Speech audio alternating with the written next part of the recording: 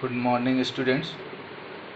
In today's class, we have to study about simple permanent tissue, complex tissue, and the three types of simple permanent tissue, that is parenchyma, collenchyma, sclerenchyma, and their description one by one.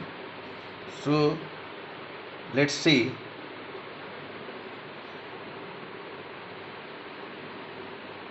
one by one. First one is simple permanent tissue. Simple permanent tissues are structurally and functionally similar, means they are similar, and it is made up of one type of cells. And what is complex tissue? They consist more than one type of cells. They consist xylem and phloem, and I think you know that is what is the role of xylem and phloem in plants. Xylem conducts or transport water and minerals, and phloem conduct or transport food materials. So let's see one by one, that is what is parenchyma and their types. What are the simple permanent tissue? Let's see the simple permanent tissue and their types. First one is parenchyma. Means parenchyma is what? They are living cells, and it has capability to power of division.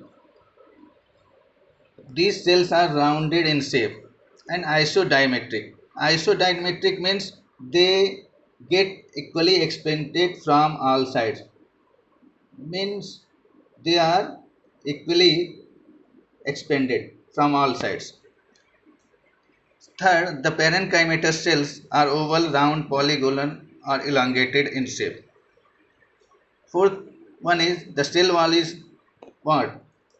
Their cell wall is thin and encloses a dense cytoplasm which contains a small nucleus. And fifth one is intercellular species are present in there. Now see what is the occurrence of parenchyma. Parenchyma is widely distributed in plants such as in root, stem, leaves, fruits, branches. So everywhere in plants they are widely distributed. So parenchymatous cells are very important for plants. So let's see function. What are the functions? First one is act as packaging tissue.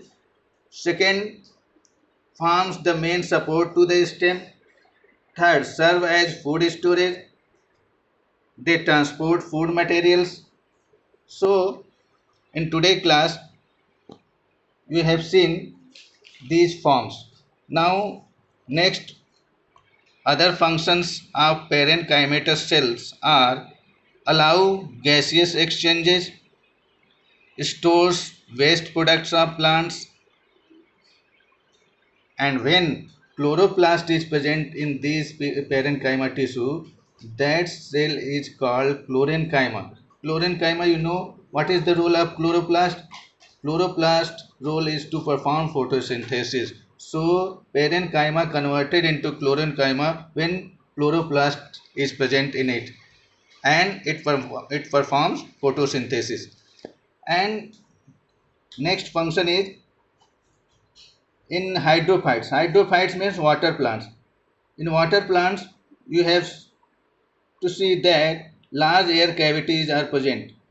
So these air cavities are called parenchyma, that provides buoyancy to plants.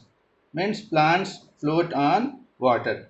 They provide capacity to float. Buoyancy means to float. So when air is present in such type of parenchymatous tissue, this is called parenchyma tissue.